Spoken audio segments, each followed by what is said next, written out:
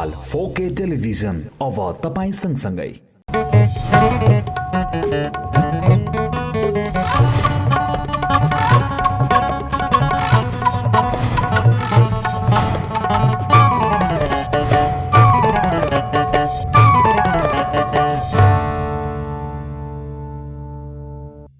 नमस्कार, जी नेपाल समाचारमा स्वागत छ। म कविता घिमिरे।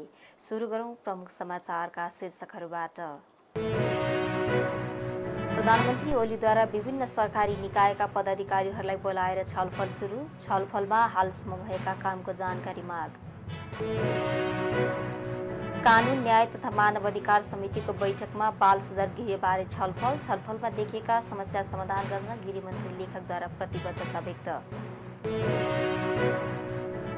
एमाले कांग्रेस मिलेर हालको उपलब्धि र अधिकार खोज्न लागेको माओवादी अध्यक्ष प्रचण्डको आरोप। दुई ठूला दल मिल्नु संविधान त अस्वाभाविक भएको टिप्पणी। अमेरिकाको क्यालिफोर्निया राज्यमा डढेलो अनियन्त्रित डढेलो फैलिने क्रम नरोकिएपछि भुट्टे तेहामा काउन्टीमा आपतकालको घोषणा। र पेरिस ओलम्पिकमा नेपालकी सुस्मिता पहिलो चरणबाट बाहिरिन्। नेपाल बाहेक 9 देशका खेलाडी दोस्रो चरणमा प्रवेश। अब समाचार विस्तारमा। प्रधानमन्त्री केपी शर्मा ओलीले विभिन्न सरकारी निकायका पदाधिकारीहरूसँग छलफल सुरु गर्नुभएको छ। प्रधानमन्त्री तथा मन्त्री परिषदको कार्यालय सिंहदरबारमा सुरु भएको छलफलमा उपप्रधानमन्त्री तथा मन्त्रीहरू, मुख्य सचिव तथा मन्त्रालयका सचिवहरू, प्रधानमन्त्रीका सल्लाहकारहरू र योजना आयोगका पदाधिकारीहरू सहभागी हुनुभएको छ। छलफलका क्रममा प्रधानमन्त्री ओलीले अहिलेसम्म भइगरेका कामहरूका बारेमा ब्रिफिङ लिने उहाँको सचिवालयले जनाएको छ। असार 31 गते शपथ लिएता प्रधानमन्त्री ओलीले विभिन्न पक्षहरूसँग छलफल गर्दै आउनु भएको छ। सरकारले नेपालका कारागार र बाल सुधार गृहमा देखिएका समस्याहरूको समाधान गर्ने प्रतिबद्धता व्यक्त गरेको छ। कानून न्याय तथा मानवाधिकार समितिको आजको बैठकमा नेपालका बाल सुधार गृहमा रहेका बालबालिकाहरू र नेपालका कारागारमा रहेका कैदी तथा थुनुवाहरूको मानवाधिकारको अवस्थाका सम्बन्धमा स्थलगत अनुगमन गर्न गठित उपसमितिहरूको प्रतिवेदन पेश भएको थियो। सोही प्रसङ्गमा बोल्दै गृहमन्त्री रमेश लेखक, महिला बालबालिका तथा ज्येष्ठ नागरिक मन्त्री नवलकिशोर शाह सुडी र कानून न्याय तथा संसदीय मामिला मन्त्री अजय कुमार चौरसियाले कारागारमा रहेका समस्याहरू समाधान गर्ने बताउनु भएको हो। बैठकमा बोल्दै गृहमन्त्री लेखकले देशभरका कारागारमा क्षमताभन्दा बढी कैदीबन्दी रहेको भन्दै त्यसको व्यवस्थापनका लागि भौतिक संरचनामा सुधार गर्नु आवश्यक रहेको बताउनुभयो। उहाँले कारागारको सुरक्षा, व्यवस्थापन, सवारी साधन, पुस्तकालय लगायतको व्यवस्थापनमा पनि जोड दिइने बताउनुभयो। उहाँले कारागारलाई शिव विकास केन्द्रको रूपमा विकास गर्नुपर्ने पनि बताउनुभयो। उहाँले कारागार व्यवस्थापनका लागि 3 तहको सरकारबीच समन्वय गरेर अगाडि बढ्नुपर्ने बताउनुभयो। र जस्तो अब यहाँहरूले जुन चाहिँ त विषयहरू उठाउनु भएको छ, भौतिक संरचनाको एउटा विषय उठाउनु भएको छ, यो राम्रो छ। भौतिक संरचनामा सुधार गर्न आवश्यक छ। सिधा र दैनिक खर्च कम भयो भन्ने अर्को विषय यहाँहरूले उठाउनु भएको छ। यसमा पनि नेपाल सरकारको ध्यान गम्भीरतापूर्वक जान्छ। म यति आग्रह गर्न चाहन्छु। स्वास्थ्य र सरसफाइको कुरा उठाउनु भएको छ। भौतिक संरचना कमजोर छन्, जीर्ण छन्, कम छन्, ठाउँ कम छ, बढी सङ्ख्यामा कैदीबन्दी राख्नु पर्ने स्थिति छ। त्यसकारण स्वास्थ्य र सरसफाइका समस्या स्वतः उत्पन्न हुने नै भए यसलाई कसरी सम्बोधन गर्ने भन्ने तर्फमा हामी काम गरौँला। सुरक्षा व्यवस्थापनको कुरा पनि उठाउनु भएको छ। सुरक्षा व्यवस्थापनका विषयलाई पनि ध्यान दिइनेछ। सवारी साधन तथा अरू चाहिँ त सामग्रीहरू, पुस्तकालयका कुरा यहाँले उठाउनु भएको छ। सवारी साधनको अत्यन्त कमी रहेछ सबै ठाउँमा हेर्दाखेरि। अब दैनिक रूपले कतिपय बन्दीहरूलाई कतिपय पुनरावेदनको अवस्थामा कैदीका रूपमा रहेका मानिसहरूलाई पनि अदालतमा ल्याउनुपर्छ, लैजानुपर्छ। सुरक्षाको विषय पनि जोडिएको छ, साधनको विषय पनि छ। यतातिर पनि ठिक विश्लेषण समीक्षा गर्नुभएको छ, ध्यानाकर्षण गराउनु भएको छ। यसलाई हेरौँला। शिव विकास र आय आर्जनको कुरा अघि आइसकेका छ। विभिन्न कारागारहरूलाई शिव विकास केन्द्रका रूपमा विकास गर्न जरुरी छ र केही न केही उद्यम गरेर आय आर्जन पनि हुने, मानिस चाहिँ त व्यस्त पनि रहने कुरा हुन्छ। मनोपरामर्शको कार्यक्रमको विषय छ, यो जरुरी हुन्छ। खुला कारागार, सामुदायिक सेवा, पेरोल सम्बन्धी कुरा अघि आइसकेका छ। आन्तरिक व्यवस्थापनको कुरा छ।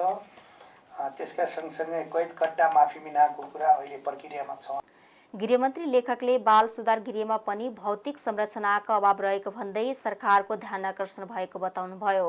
उहाँले अपराधलाई न्यूनीकरण तथा नियन्त्रण गर्न सरकारले ध्यान दिने पनि बताउनुभयो। बैठकमा बोल्दै महिला बालबालिका तथा ज्येष्ठ नागरिक मन्त्री नवरकिशोर शाह सुडीले कारागार र बाल सुधार गृहमा अमानवीय व्यवहार हुने गरेको बताउनुभयो। उहाँले कारागारमा मानवाधिकारको उल्लङ्घन भएको बताउनुभयो। उहाँले 18 वर्षभन्दा माथिकालाई बाल सुधार गृहमा राख्दा समस्या उत्पन्न हुने गरेको भन्दै कानुन सुधार गरेर उनीहरूका लागि छुट्टै व्यवस्था गर्नुपर्ने बताउनुभयो। मानिलिनुहोस् 50 साल 60 साल राणाकालको जेलहरू छ, बाल सुधारहरू गृहहरू छ। जम्मा 9वटा बालगृह हाम्रो महिला बालबालिका ज्येष्ठ नागरिक मन्त्रालयबाट यो भइरहेछ। तर वास्तवमा मलाई पनि व्यक्तिगत रूपमा सामाजिक विकास मन्त्री हुँदाखेरि मैले करिब मधेसका सम्पूर्ण जेलको निरीक्षण गरेँ। त्यो बाल सुधार गृहहरूको पनि दयनीय भन्दा दयनीय अवस्था थियो। मैले तपाईको सामाजिक विकास मन्त्री हुँदाखेरि यो वीरगञ्जमा एकचोटि 50 लाख रुपियाँ दिएर सिडिओसँग यो गरेर वास्तवमा यो कुरा के छ भनेदेखि उहाँ मान्यजी समितिबाट राख्नुभयो। यो गृह मन्त्रालयसँग धेरै आबद्ध संस्था हो। तर पहिलादेखि नै समाज कल्याण मन्त्रालयमा आबद्ध भएर हामीहरूले योभन्दा पहिला यही नियमहरू सुधारको लागि कानुन मन्त्रीमा पनि पठाएको थिएँ। हाम्रो माननीय मन्त्रीजी त्यो टाइममा हुनुहुन्थेन।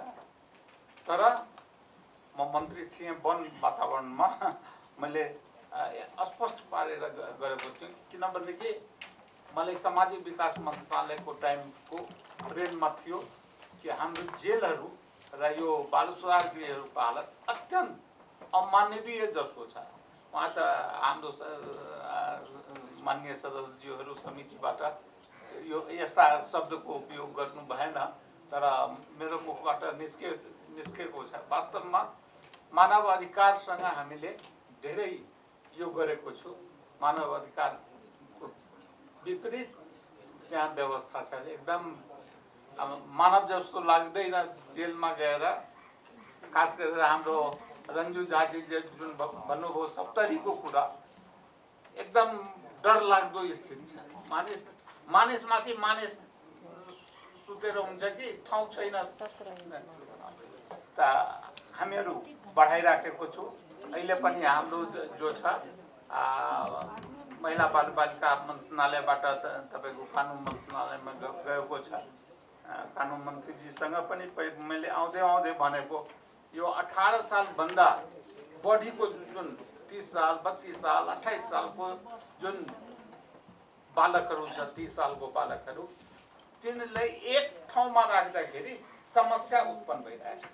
अरू जुन हाम्रो उद्देश्य थियो त्यसको विपरीत भइरहेछ। त्यसकारणले यसमा तुरन्त कानुनमा सुधार गरेर उहाँहरूको लागि 18 वर्षभन्दा बढीको लागि बेग्लै व्यवस्था गरिदिनुपर्छ। या त न्याय तथा संसदीय मामिला मन्त्री अजय कुमार चौरसियाले सरकार कारागार र बाल सुधार गृहको अवस्था सुधार गर्न प्रतिबद्ध रहेको बताउनुभयो। उहाँले कारागारमा हुने समस्याहरूको बारेमा आफूहरूलाई जानकारी भएको भन्दै संविधान अनुरूप सुधार गर्नुपर्ने कुराहरू सुधार गर्ने बताउनुभयो।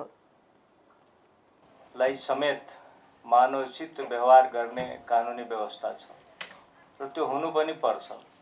स्वास्थ्यको हिसाबले त्यहाँ जेलको कारागारको क्षमता बाल सुधार गृहको क्षमताभन्दा बढी माननीय मन्त्रीजीहरूले पनि राख्नु, माननीय सांसदजीहरूले पनि संयोजकजीहरूले पनि उठाएको विषयहरू क्षमताभन्दा बढी कैदी हुने। हामी त आफै जनआन्दोलन दोस्रोमा 4 महिना जेलमा बसेको मान्छे हौँ। त्यहाँको प्रत्येक समस्यासँग अवगत छौँ। बाथरुमको समस्या छ, कोठाको समस्या छ, पुरानो बिल्डिङहरू छन्, त्यहाँ बस्न लायक अवस्था छैन तर बाध्यताले बस्नुपर्छ। र अनेक अरू कैदीहरूलाई कानुनी उपचार दिने सवालमा त्यहाँ नाइकेहरूले दमन गर्ने, अत्याचार गर्ने अनेक किसिमको समस्याहरू त्यहाँ छ, हामीलाई त्यो थाहा छ। र सुधारका जति प्रस्तावहरू आएका छन् समितिले पास गरोस्। नेपाल सरकार, कानुन मन्त्रालय यहाँहरूको रायसँग सहमत हुँदै संविधान अनुसार जे सुधार गर्ने। उहाँले कानुनमा आवश्यक सुधारका लागि सम्बन्धित मन्त्रालयहरूसँग छलफल गरेर सुधारको कामहरू अगाडि बढाइने बताउनुभयो। नेकपा माओवादी केन्द्रका अध्यक्ष पुष्पकमल दाहाल प्रचण्डले दुई दलहरू नेपाली कांग्रेस र एमाले मिलेर जनताले प्राप्त उपलब्धि र अधिकार खोज्न लागेको बताउनु भएको छ। शनिबार पुष्पलाल अध्ययन केन्द्रले काठमाडौँमा गरेको कार्यक्रम दुई ठूला दलले मिल्नु सामान्यतः स्वाभाविक नमानिने बताउँदै प्रचण्डले देशलाई दुई दलीय व्यवस्था र संविधान संशोधनको उद्देश्य लिएर कांग्रेस र एमाले मिलेको बताउनुभयो। उहाँले जनताको लामो आन्दोलन र ठूलो बलिदानपछि प्राप्त अधिकार खोज्ने प्रयत्नलाई सफल हुन नदिने पनि बताउनुभयो। उहाँले संविधान संशोधन गर्नुपर्ने पक्षमा भने आफू बनिरहेको प्रश्न पार्नुभयो। प्रतिनिधि सभा बैठकको शून्य समयमा सांसदहरूले समसामयिक विषयहरूमा सरकारको ध्यानाकर्षण गराएका छन्। आज प्रतिनिधि सभा बैठकमा शून्य समयमा बोल्दै प्रतिनिधि सभा सदस्यहरूले विभिन्न विषयहरूमाथि सरकारको ध्यानाकर्षण गराएका हुन्। प्रतिनिधि सभा सदस्य अनिसा नेपालीले सडक दुर्घटना र हवाई दुर्घटनामा निधन हुनेहरूप्रति सरकारले विभेद गरेको बताउनु भएको छ। उहाँले सिमलतालमा बस दुर्घटना हुँदा मन्त्री परिषदबाट शोक प्रस्ताव पारित नगरिएको तर हवाई दुर्घटना हुँदा शोक प्रस्ताव पारित गरी राष्ट्रिय झण्डा झुकाइएको भन्दै यसप्रति सरकारसँग जवाफ माग्नुभयो। प्रतिनिधि सभा सदस्य अमृता देवी अग्रहरीले देशमा नीति ऐन कानुन धेरै भए पनि कार्यान्वयनमा कमी भएको बताउनुभयो। उहाँले राज्यको तल्लो निकायदेखि माथिल्लो निकायसम्म जहाँ जाँदा पनि ऐन कानुन बाजिएको कुरा आउने भन्दै यसले नागरिकहरू समस्यामा परेको बताउनुभयो। प्रतिनिधि सभा सदस्य अर्जुन नरसिंह केसीले आजसम्म संसदमा कुरा उठाएका चर्चित भ्रष्टाचार काण्डहरूको निष्पक्ष र पारदर्शी छानबिन गर्न सरकारसँग माग गर्नुभयो। प्रतिनिधि सभा सदस्य अशोक कुमार चौधरीले नेपालीलाई भुटानी शरणार्थीलाई मन्त्री बनाएको बताउनुभयो। त्यस्तै स्काउटको जग्गा हडप्ने र लुम्बिनी प्रदेशमा हत्या आरोपीलाई मन्त्री बनाइएको भन्दै सरकार कुशासनको जगमा उभिएको बताउनुभयो। प्रतिनिधि सभा सदस्य असीम शाहले जहाँ दुर्घटनासँगै प्राधिकरण मानवीय संवेदना र मिडिया समेत घाइते भएका टिप्पणी गर्नुभयो। उहाँले यस अगाडिका कयौं दुर्घटनाहरूबाट सरकारले पाठ नसिकेको भन्दै सरकारको सोच पनि घाइते भएको बताउनुभयो। प्रतिनिधि सभा सदस्य कालुराम राईले सडक पेटी खोला राख्नु, अपाङ्गता भएका व्यक्तिहरूको ज्यान जाने धराप थाप्नु भएको भन्दै सरकारको ध्यानाकर्षण गराउनुभयो। उहाँले सडक पेटीमा रेलिङ बनाउने, र्याम्प राख्ने तथा गाइडिङ ब्लक राखी अपाङ्गता पहुँचयुक्त सडक बनाउन माग गर्नुभयो। प्रतिनिधि सभा सदस्य छिरिङ डमडुल लामा भोटेले मौद्रिक नीति कर्णालीका जनताका लागि विभेदकारी भएको बताउनुभयो। उहाँले कर्णालीका जनतालाई धितोपत्र परियोजनामा आधारित कम्तीमा 25 लाख रुपैयाँ ऋण दिने व्यवस्था तत्काल गर्न माग गर्नुभयो। प्रतिनिधि सभा सदस्यहरूले आफ्नो क्षेत्र तथा जिल्लाहरूमा प्राकृतिक प्रकोपका कारण घटनाहरू घटिरहेको भन्दै सरकारको ध्यानाकर्षण गराएका थिए। प्रतिनिधि सभाका सांसदहरूले हवाई र सडक दुर्घटना हुन नदिन विशेष ध्यान दिन सरकारसँग आग्रह गरेका छन्। आज प्रतिनिधि सभा बैठकमा बोल्दै सत्तारूढ कांग्रेस सांसद राजेन्द्र बजगाई, एमालेकी सचेतक सुनिता बराल लगायतका सांसदहरूले हवाई र सडक दुर्घटना हुन नदिनका लागि विशेष ध्यान दिन सरकारको ध्यानाकर्षण गराउनु भएको हो। सांसद बजगाईले सौर्य एयरलाइन्सको विमान दुर्घटना र त्रिशुली नदीमा भएको बस दुर्घटनामा परि धेरै नागरिकले ज्यान गुमाउनु परेको उल्लेख गर्दै सो अवस्था आउन नदिनका लागि सरकारलाई रुलिङ गर्न सभामुख देवराज घिमिरेको ध्यानाकर्षण समेत गराउनुभयो। उहाँले सरकारले हवाई दुर्घटना हुँदा शोक व्यक्त गर्दै आधा राष्ट्रिय झण्डा झुकाएको तर त्रिशुलीमा बस दुर्घटना हुँदा त्यस्तो नगरेर विभेद गरेको भन्दै आपत्ति जनाउनुभयो। एमालेकी सचेतक बरालले सरकारले हवाई र सवारी दुर्घटना हुन नदिनका लागि विशेष ध्यान दिन जरुरी रहेको बताउनुभयो। उहाँले हवाई दुर्घटना हुन नदिनका लागि नेपाल नागरिक उड्डयन प्राधिकरणलाई सचेत गराउन पनि सरकारलाई सुझाव दिनुभयो। सचेतक बराडले हवाई दुर्घटना हुन नदिनका लागि सरकारले नीतिगत व्यवस्था नै गरेर अघि बढ्नुपर्ने बताउनुभयो। सत्तारूढ नेपाली कांग्रेसका महामन्त्री विश्वप्रकाश शर्माले प्रधानमन्त्री केपी शर्मा ओलीको कमजोरी भेटिए खर टिप्पणी गर्ने बताउनु भएको छ। आज प्रतिनिधि सभा बैठकमा विशेष समय लिएर बोल्दै काममा सरकारलाई निरन्तर साथ दिने र कम भएर प्रधानमन्त्री मन्त्रीहरूबारे पनि संसद र बाहिर पनि खर अभिव्यक्ति दिने बताउनु भएको हो। महामन्त्री शर्माले कुरा कम र काम बढी गर्ने पनि सरकारलाई सुझाव दिनुभयो। 21औं शताब्दीको कामको प्रचार स्वयं काम आफैले गर्ने भएकाले सरकारले त्यसैमा केन्द्रित भएर अघि बढ्नुपर्ने उहाँको भनाइ थियो। महामन्त्री शर्माले लामो सङ्घर्षबाट आएका कांग्रेस एमाले नेतृत्वको सरकारले देशमा नयाँ आशा नयाँ विश्वासलाई भर्ने गरी काम गर्ने विश्वास पनि व्यक्त गर्नुभयो। वर्तमान सरकारले आफूलाई गतिशील ढङ्गले जिम्मेवार ढङ्गले एकताबद्ध ढङ्गले पारदर्शी ढङ्गले दृढ ढङ्गले सहितको शपथ खाएर कार्य गर्न सक्नुपर्ने उल्लेख गर्दै महामन्त्री शर्माले त्यसमा आफूहरूले बलियो साथ दिने बताउनुभयो। महामन्त्री शर्माले सुशासनको पक्षमा सरकारले आफै भित्र कमी भए पनि खोजी गर्न सक्ने सामर्थ्य राख्नुपर्ने बताउनुभयो। राष्ट्रिय प्रजातन्त्र पार्टी राप्रपाका अध्यक्ष राजेन्द्र लिङदेलले सरकारले गठन गरेको सौर्य एयरलाइन्सको विमान दुर्घटना सम्बन्धी छानबिन आयोगले निष्पक्ष रूपमा छानबिन गर्नेमा आशंका व्यक्त गर्नुभएको छ। प्रतिनिधि सभा बैठकमा आकस्मिक समयमा बोल्दै उहाँले सो विमान दुर्घटनामा जिम्मेवार मानिएका व्यक्तिका आफन्तलाई सो छानबिन आयोगको प्रमुख बनाइएको आरोप लगाउँदै उहाँले सो आयोगबाट निष्पक्ष छानबिन हुन्छ भनेर भन्न सकिने आधार नभएको बताउनु भएको हो।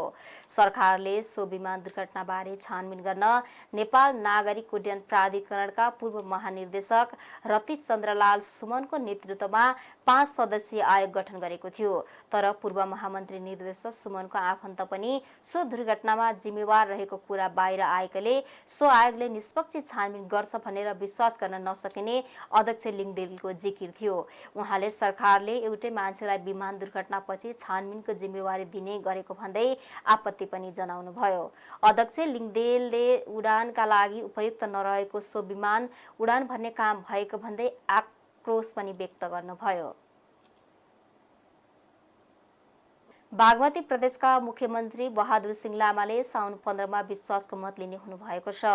एमाले कांग्रेस गठबन्धनबाट सरकारको नेतृत्व लिनुभएको मुख्यमन्त्री लामाले 15 गते विश्वासको मत लिने प्रदेश सभा सचिवालय हेटौडामा पत्र दर्ता गराउनु भएको हो। साउन 8 मा मुख्यमन्त्री नियुक्त हुनुभएको लामाले 30 दिनभित्र संसदबाट विश्वासको मत लिइसक्नुपर्ने व्यवस्था रहेको छ। सोही अनुसार मुख्यमन्त्री लामाले विश्वासको मत दिने प्रस्ताव संसद सचिवालयमा दर्ता गराउनु भएको हो। उहाँको पत्र अनुसार प्रदेश सभाका सभामुख भुवन कुमार पाठकले साउन 15 गते दिउँसो 3 बजेका लागि संसद बैठक आह्वान गर्नु भएको छ। मुख्यमन्त्री लामाले नेपालको संविधानको धारा 168 को उपधारा 4 तथा प्रदेश सभा नियमावली 2074 को नियम 143 को उपनियम 1 अनुसार संसदबाट विश्वासको मत लिने तयारी गर्नु भएको हो। साउन 12 मा एक बिना विभागीय मन्त्री सहित सरकारलाई पूर्णता दिनुभएको मुख्यमन्त्री लामालाई एमालेका 27 र कांग्रेसका 37 सांसद गरी 64 जनाको समर्थन रहेको छ। पहिलो पटक कांग्रेसबाट सरकारको नेतृत्व दिनुभएको लामाले एमालेका 6 र कांग्रेसका 6 जनालाई मन्त्री नियुक्त गर्नुभएको छ। राष्ट्रिय स्वतन्त्र पार्टीका महामन्त्री प्रवक्ता र केन्द्रीय सदस्य पदबाट मुक्त भएका मुकुल ढकालले आफूमाथि भएको कारबाही असंवैधानिक भएको भन्दै निर्वाचन आयोगमा निवेदन दिनुभएको छ। ढकाललाई पार्टी केन्द्रीय समितिको बैठकले 25 असारमा पदबाट हटाएको थियो। उक्त निर्णय वैधानिक नभएको दावी गर्दै ढकालले आज निर्वाचन आयोगमा निवेदन दिनुभएको हो। पदीय भूमिकाबाट मुक्त गरेको पार्टीले आफूलाई औपचारिक पत्र हालसम्म नदिएको निवेदनमा उल्लेख गरिएको छ। राजनीतिक दल सम्बन्धी ऐनको दफा 18 को उपदफा 2 रासपाको विधानको व्यवस्था संविधानको धारा 169 को उपधारा 4 र राजनीतिक दल सम्बन्धी ऐन अनुसार आफूमाथिको कारबाही अवैधानिक भएको ढकालले दावी गर्नुभएको छ। पार्टीले ढकाललाई कारबाहीमा चित्त नबुझे 35 दिनभित्र पुनरावलोकन निवेदन दिन सक्ने निर्णय गरेको थियो। कारबाही विधि सम्मत नभएकाले आफू पदमा बहाल रहेको ढकालले प्रश्न पार्नुभयो। खाद्य सम्प्रभुताको हक नागरिकको मौलिक हक हो। हरेक नागरिकलाई गुणस्तरीय खाद्य प्राप्त गर्ने अधिकार र उपभोग गर्ने अधिकार हुन्छ। यसका निम्ति सरकारले नागरिकको खाद्य सुरक्षाप्रति हकको ग्यारेन्टी गर्नुपर्दछ। तर खाद्य सुरक्षामा देखिएका समस्या तथा चुनौतीमा समाधान गर्ने गराउने भन्ने नेपालमा पनि संस्था र संरचनाहरू तयार गरियो, तर तिनले प्रभावकारी रूपमा कार्य सम्पादन गर्न भने सकेका छैनन्। एक रिपोर्ट। खाद्य सम्प्रभुताको हक नागरिकको मौलिक हक हो। सरकारले तयार गरेका अधिकांश नीति तथा कार्यक्रम कार्यान्वयन गर्न कानुनी व्यवस्था तथा सरकारी संयन्त्रहरू तयार गरिएको भए पनि यी संयन्त्रहरूको सञ्चालन प्रभावकारी रूपमा हुन सकेको छैन। नेपालमा प्रमुख खाद्यान्न बाली र खाद्य वस्तुको उत्पादन र उत्पादकत्व दुवै कम हुँदै गएको छ। पछिल्लो तथ्याङ्क अनुसार नेपालीको औसत वार्षिक प्रतिव्यक्ति आय 1372 अमेरिकी डलर पुगेको देखिन्छ। नेपालीको औसत दैनिक आय 3.75 अमेरिकी डलर भए पनि दैनिक 19 अमेरिकी डलरभन्दा कम आम्दानीमा जीवन निर्वाह गर्नुपर्ने जनसङ्ख्याको हिस्सा लगभग 15% रहेको छ। यसबाहेक विगत 2 वर्ष फैलिएको कोभिड-19 महामारीले अन्य मुलुकहरूमा जस्तै नेपालमा पनि हजारौं परिवारहरू पुनः गरिबीको रेखामुनि धकेलिन पुगेका छन्। यस अवस्थामा आफ्नै घरेलु उत्पादन नपुग भई खाद्य सामग्री आयात गरेर उपलब्ध गराएको अवस्थामा क्रय शक्ति कम भएका कारण जनसङ्ख्याको हिस्सा पर्याप्त खाद्य तथा पोषण प्राप्त गर्नबाट वञ्चित हुन पुगेको छ।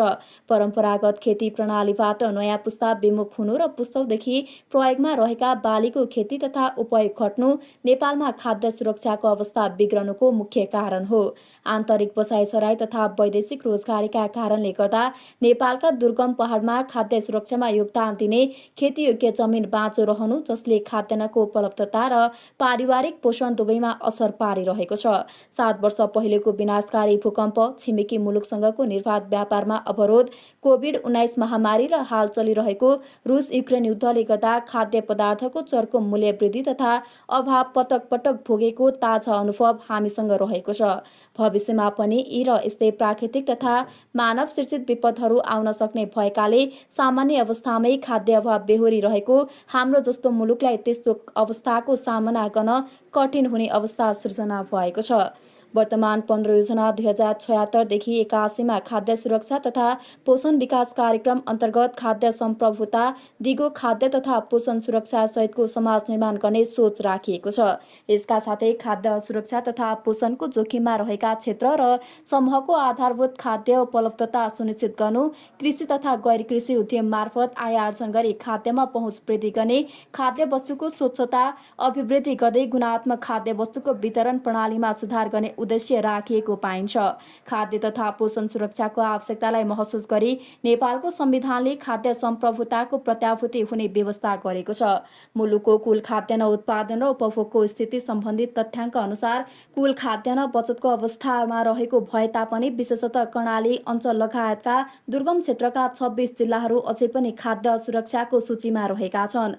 विश्व खाद्य सम्मेलन सन् 1996 ले खाद्य सुरक्षालाई प्रत्येक व्यक्तिको स्वस्थ र सक्रिय जीवनयापनका लागि आवश्यकता र चाहना अनुरूप सधैँ पर्याप्त, स्वच्छ र पोषणयुक्त खानामाथिको भौतिक र आर्थिक पहुँच पुगेको अवस्था हो भनी परिभाषित गरेको छ।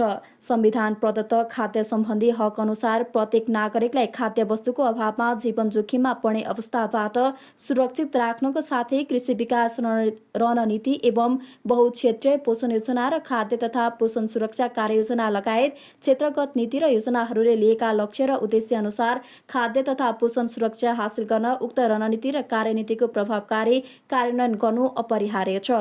खाद्य स्वच्छता सम्बन्धी नीति, ऐन, नियम, निर्देशिका एवं कार्यक्रमहरू बनाउँदा सरकारवालाहरूसँग आवश्यक परामर्श लिने कार्य विगतमा पनि गर्दै आएको र आगामी दिनमा यसलाई अझ बढी प्रभावकारी बनाउनेतर्फ अरू बढी क्रियाशीलता जरुरी देखिए पनि सो अनुसार सरकारले गर्न भने सकेको छैन। सरकार एकातर्फ संविधानले नै दिएको अधिकार आम उपभोक्ताहरूले सहजै पाउने बताउँदै आए पनि माग अनुसार खाद्यान्न र अन्य अत्यावश्यक वस्तु उपलब्ध गराउन भने सरकार चुक्दै आएको छ। आम जनताको सुरक्षा र अत्यावश्यक वस्तुको आवश्यकता पूरा गर्ने दायित्व सरकारको हो। सरकारको नीति तथा कार्यक्रममा क्रान्तिकारी नारा राखिए पनि कार्यान्वयनमा भने सरकार सधैँ फितलो बन्दै गएको छ। जी नेपाल 4K टेलिभिजनका लागि बिना खड्काको रिपोर्ट। अब अर्थ समाचार। व्यवसायीहरूले मौद्रिक नीतिले जलविद्युत र घरजग्गा व्यवसायीको मागलाई उपेक्षा गरेको बताएका छन्। नेपाल राष्ट्र बैंकले चालु आर्थिक वर्ष 2081-82 को लागि शुक्रबार जारी मौद्रिक नीतिले जलविद्युत र घरजग्गा व्यवसायीहरूको मागलाई उपेक्षा गरेको बताएका हुन्। उनीहरूले अर्थतन्त्रलाई चलायमान बनाउने र मुलुकलाई समृद्ध बनाउने दुवै क्षेत्रलाई मौद्रिक नीतिले समेट्न नसकेको आरोप लगाए। व्यवसायीहरूले घरजग्गा व्यवसायीहरूका माग सम्बोधन गर्दा विगतको जस्तै घरजग्गा कारोबारमा विकृति आउँछ भन्ने भ्रममा राष्ट्र बैंकले मौद्रिक नीतिमा समावेश नगरेको आरोप घरजग्गा व्यवसायीहरूको छ। मुलुकलाई समृद्ध बनाउने क्षेत्र ऊर्जा भन्ने तर कार्यान्वयन गर्ने अवस्था सिर्जना भएको उनीहरूले बताए। स्वतन्त्र ऊर्जा उत्पादकहरूको संस्थाका वरिष्ठ उपाध्यक्ष मोहन डागीले इप्पानले राखेको दुईवटा मागलाई समेत मौद्रिक नीतिमा समावेश नगराएको बताउनुभयो। उहाँले मौद्रिक नीति मार्फत निजी क्षेत्रका ऊर्जा विकासकर्तालाई कुनै पनि आकर्षित र सहजीकरण गर्ने नीति नआएको बताउनुभयो। उहाँले मौद्रिक नीति मार्फत निजी क्षेत्रका ऊर्जा विकासकर्तालाई कुनै पनि आकर्षित र सहजीकरण गर्ने नीति आएको प्रति इप्पानको गम्भीर आपत्ति रहेको उल्लेख गर्नुभयो। उहाँले राष्ट्र बैंकका गभर्नरबाट समेत पटक पटक निजी क्षेत्रलाई आकर्षित गर्ने गरी नीति ल्याउने सार्वजनिक घोषणा गरे पनि मौद्रिक नीतिमा कतै पनि माग सम्बोधन नहुनु निजी क्षेत्र विरोधी भएको आरोप लगाउनुभयो। मौद्रिक नीति निजी क्षेत्रलाई हतोत्साहित बनाउने प्रपञ्च भएको बताउनुभयो। उहाँले लगानी मैत्री वातावरण निर्माण र निजी लगानीकर्तालाई आकर्षित गर्ने भनिए पनि मौद्रिक नीति दुवैमा निजी क्षेत्रलाई व्यवस्था गरेको बताउनुभयो। उहाँले निजी क्षेत्र प्रतिको सरकारको व्यवहार र शैली ठिक उल्टो गतिमा अघि बढेको स्पष्ट सङ्केतहरू देखिन थालेको बताउनुभयो। उहाँले 10 वर्षभित्र छिमेकी राष्ट्रमा 10,000 मेगावाट बिजुली दीर्घकालीन रूपमा निर्यात गर्ने दुई देश बीचको सम्झौतालाई कार्यान्वयनका लागि सहायता पुग्ने गरी मौद्रिक नीति नआउनेले सरकारप्रतिको विश्वास र भरोसामाथि नै निजी क्षेत्र सशङ्कित भएको बताउनुभयो। देशको हितमा काम गर्नुपर्छ भन्ने म अनुरोध गर्न चाहन्छु। र अर्को चाहिँ अब हामीले भनेको माग त जस्तो मौद्रिक नीतिमा हामीले मागेको कुरा त एउटै हो। हामीले के गर्यौँ चाहिँ अहिले हाम्रो लगभग चाहिँ 3900 मेगावाटका आयोजनाहरू पिपिए भएर फाइनेन्सियल क्लोजर नभएर बसेका छन्। 39 मेगावाटका आयोजनाहरू चाहिँ 3900 मेगावाटका आयोजनाहरू पिपिए नभएर फाइनेन्सियल क्लोजर नभएर आएका छन् बसेका छन् भने चाहिँ तिनलाई त सहजीकरण गरिदिनु पर्यो, फाइनेन्सियल क्लोजर गर्ने वातावरण सिर्जना गरिदिनु पर्यो। अनि अर्को चाहिँ तपाईँको 3900 मेगावाटका आयोजनाहरू हाम्रो निर्माणमा रहेका छन् हैन। त्यो हिसाबले हामीले 10,300-400 मेगावाटका आयोजनाहरू चाहिँ पिपिए भएका छन् र अर्को 12,000-13,000 मेगावाटका आयोजनाहरू पिपिएको पर्खाइमा छन्। तिनलाई पनि पिपिए भएपछि फाइनेन्सियल क्लोजर गर्नै पर्यो भनेपछि यो सबै कुरा हेरेर यो कुरा चाहिँ के भन्छ नि हाम्रो श्रीमान नेपाल घरजग्गा आवास तथा विकास महासङ्घका अध्यक्ष बेसराज लोहरीले मौद्रिक नीति तुलनात्मक रूपमा लचिलो आएको बताउनुभयो। उहाँले लचिलो मौद्रिक नीति आए पनि घरजग्गा कारोबार क्षेत्रले उपेक्षा गरिएको बताउनुभयो। उहाँले घरजग्गा व्यवसायीहरूका मागलाई मौद्रिक नीतिले कतै पनि समावेश नगरेको बताउनुभयो। उहाँले समग्र मौद्रिक नीतिमा समावेश गरेका व्यवस्थाहरूले पनि घरजग्गा कारोबारमा सुधार हुने अवस्था देखिए पनि घरजग्गा कारोबारलाई मात्रै प्राथमिकता राखेर मौद्रिक नीति नआएको बताउनुभयो। त्यो दृष्टिकोणै गलत भयो। राष्ट्र बैंकले जुन एनालाइसिस गर्यो त्यो त्रुटिपूर्ण रह्यो। समग्रमा देशको घरजग्गाको क्षेत्रमा धेरै ठुलो लगानी रहेको छ। धेरै व्यापारी व्यवसायीहरूले लगानी गर्नुभएको छ। ठुलो पुँजी यसमा अड्किएको छ। त्यो पुँजी रिलिज गर्नको लागि पनि तुलनात्मक रूपमा घरजग्गा हामी रियल इस्टेट व्यवसायीहरूले उठाएका इस्युहरूलाई एड्रेस गर्नुपर्ने हुन्थ्यो। त्यो नगर्नु राष्ट्र बैंकको ठुलो भुलो। केही न केही त घरजग्गा व्यवसायलाई चलायमान बनाउन प्रोत्साहन नै गर्छ। ती त सबै सेक्टरलाई जनरलाइज विषय भए त्यसले गर्दा आर्थिक गतिविधि बढ्ने सँगसँगै घरजग्गाको कारोबारमा केही न केही तुलनात्मक रूपमा कारोबार त वृद्धि हुन्छ नै। त्यसको प्रभाव बाहेक स्पेसिफिक रूपमा निर्णयहरू गर्नुपर्थ्यो। जस्तै लोन टु भ्यालु रेसियो हामीले पटक पटक भन्दै आएको लोन टु भ्यालु रेसियो बढाउनै पर्थ्यो। उहाँले घरजग्गा कारोबारमा खुकुलो बनाउँदा पहिलाको जस्तै घरजग्गा बुम ल्याउँदा र विकृति ल्याउने सोच्नु गलत भएको बताउनुभयो। उहाँले धेरै ठुलो पुँजी घरजग्गा कारोबारमा अड्किएको भन्दै मौद्रिक नीतिले सहजीकरण गर्ने अपेक्षा सफल नभएको बताउनुभयो। मौद्रिक नीति सार्वजनिक भएपछिको पहिलो दिन आज शेयर बजार 100 अङ्कभन्दा धेरैले बढेको छ। शेयर बजार परिसूचक नेप्से 113.42 अङ्कले बढेर 2681.56 बिन्दुमा पुगेको छ। नेप्से आज झण्डै 29 महिना आयताकै उच्च बिन्दुमा पुगेको हो। यसअघि 2078 साल फागुन 11 गते शेयर बजार 2700 बिन्दुमाथि पुगेको थियो। आज बैंकिङ समूहको शेयर झण्डै 10% बढेको छ। माइक्रो फाइनान्स बाहेक अरू सबै समूहको शेयर उकालो लागेको छ। 19वटा कम्पनीको शेयर 10% बढेकोमा धेरैजसो वाणिज्य बैंकका रहेका छन्। समग्रमा बजार बढे पनि आज गणपति लघुवित्त वित्तीय संस्थाको शेयर झण्डै 9.5% घटेको छ। आज 4 करोड 3 लाख किता शेयर 15 अर्ब 81 करोड 5 लाख रुपैयाँमा कारोबार भएका छन्। सबैभन्दा धेरै कुमारी बैंकको 36 करोड 10 लाख, एनआईसी एसिया बैंकको 34 करोड 81 लाख रुपैयाँको शेयर किनबेच भएको छ। आज शेयर बजारमा 2 पटक सर्किट ब्रेक लागेर कारोबार बन्द भएको थियो। बजार खुलेको 1 मिनेटमै नेप्से परिसूचक 4% बढेपछि पहिलो सर्किट ब्रेक लाग्दा कारोबार 20 मिनेट स्थगित भयो। 20 मिनेटपछि खुलेको बजारमा पुनः 1 मिनेटमै थप 1% बिन्दु अर्थात् 5% बढेपछि दोस्रो सर्किट ब्रेक लागेको हो। अस्ति शुक्रबार सार्वजनिक मौद्रिक नीतिले संस्थागत लगानीकर्ताका लागि बैंक तथा वित्तीय संस्थाबाट शेयर धितोमा लिन पाउने कर्जाको 20 करोड रुपैयाँको सीमा हटाएको छ, जसले गर्दा ठूला संस्थागत लगानीकर्ताहरूलाई ठूलो रकम ऋण लगानीका लागि बाटो खुलेको छ। अब अन्तर्राष्ट्रिय समाचार। उत्तर क्यालिफोर्नियाको विभिन्न भागमा फैलिएको डढेलो प्रति घण्टा 20 वर्ग किलोमिटरको दरले फैलिएको छ। बुधबारदेखि सुरु भएको द पार्क फायर कसैले जानाजान सुरु गरेको आशंका गरिएको छ। बट्टे काउन्टीमा रहेको एलिगेटर होलमा जलिरहेको कार फालेर डढेलोको सुरुवात गरेको आरोपमा एक 42 वर्षीय पुरुष पक्राउ परेका छन्। डढेलोले चिकोको उत्तर पूर्वमा 3,48,000 क्षेत्रफल सखा पारिसकेको बताइएको छ। शनिबारसम्म आगलागी नियन्त्रणमा आउन नसकेको राज्यको आगलागी सम्बन्धी एजेन्सी काल फायरले जानकारी दिएको छ। करिब 2500 अग्नि नियन्त्रकहरू डढेलोसँग जुधिरहेका छन्, तर भिरालो जमिन र तीव्र हावाका कारण डढेलो नियन्त्रण लिन सकस परिरहेको छ। यो वर्ष सो राज्यमा लागेको सबैभन्दा ठूलो डढेलो हो। सन् 2018 मा यस क्षेत्रमा लागेको डढेलोमा परेर 80 जना भन्दा बढीको मृत्यु भएको थियो। अब खेल समाचार। पेरिस ओलम्पिकको सुटिङमा नेपालकी सुस्मिता पहिलो चरणबाटै बाहिरिएकी छिन्। आज भएको महिला 10 मिटर एयर राइफलमा प्रतिस्पर्धा गरेकी सुस्मिता पहिलो चरणबाटै बाहिरिएकी हुन्। उनले 607.8 पोइन्ट्स प्राप्त गर्दै 42औं स्थानमा रहेर बाहिरिन्। महिला 10 मिटर एयर राइफलमा दक्षिण कोरिया, नर्वे, स्विजरल्यान्ड, चीन, भारत, काजाकिस्तान र अमेरिका गरी 9वटा देशका खेलाडी दोस्रो चरणमा पुगेका छन्। पेरिस ओलम्पिक अन्तर्गत हिजो भएका खेलमा नेपालका ब्याडमिन्टन खेलाडी प्रिन्स दाहाल र टेबल टेनिसका सेन्टु श्रेष्ठ पराजित भएका थिए। प्रिन्सले अझै 2 खेल खेल्न बाँकी छ भने सेन्टु बाहिरिएका छन्। खेल समाचारसँगै हामी समाचारको अन्त्यमा आइसकेका छौं। जाँदा जाँदै प्रमुख समाचारका शीर्षकहरू पुनः एकपटक।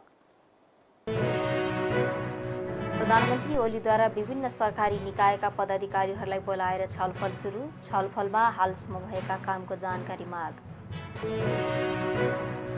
कानुन न्याय तथा मानव अधिकार समितिको बैठकमा बाल सुधार गृहबारे छलफल। छलफलमा देखिएका समस्या समाधान गर्न गृहमन्त्री लेखकद्वारा प्रतिबद्धता व्यक्त। एमाले कांग्रेस मिलेर हालको उपलब्धि र अधिकार खोज्न लागेको माओवादी अध्यक्ष प्रचण्डको आरोप। 2 ठूला दल मिल्नु संविधान त अस्वाभाविक भएको टिप्पणी।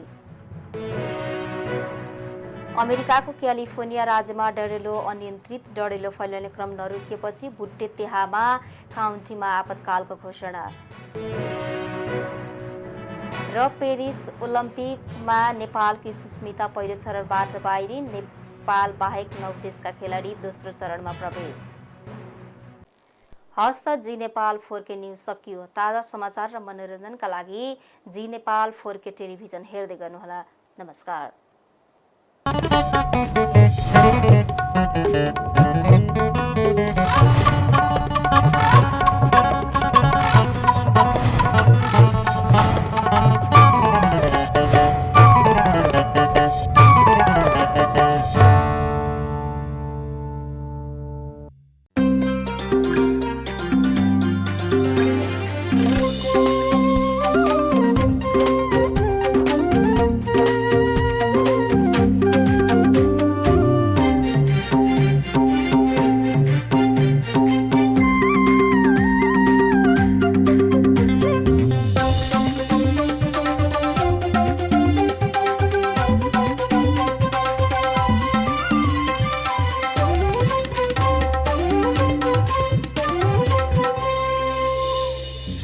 नेपाल 4K टेलिभिजन अब तपाईँ सँगसँगै